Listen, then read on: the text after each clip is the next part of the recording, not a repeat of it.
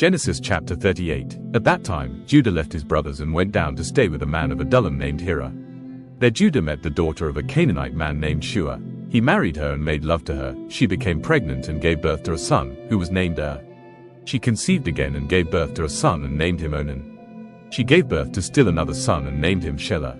It was at Kezib that she gave birth to him. Judah got a wife for his firstborn, and her name was Tamar.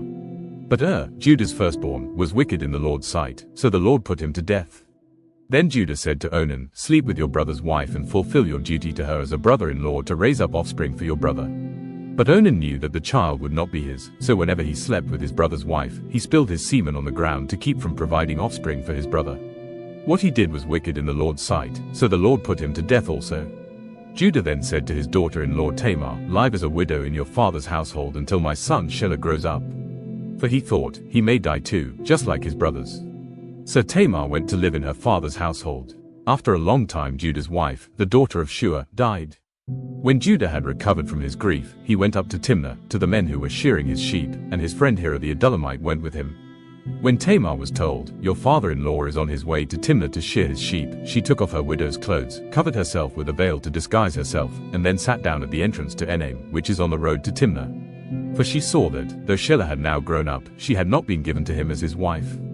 When Judah saw her, he thought she was a prostitute, for she had covered her face. Not realizing that she was his daughter-in-law, he went over to her by the roadside and said, "Come now, let me sleep with you." "And what will you give me to sleep with you?" she asked. "I'll send you a young goat from my flock," he said. "Will you give me something as a pledge until you send it?" she asked. He said, "What pledge should I give you?"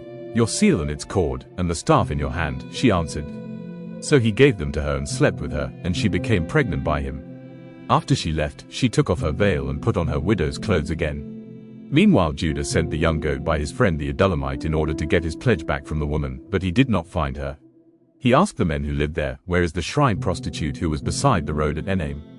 "There hasn't been any shrine prostitute here," they said. So he went back to Judah and said, "I didn't find her."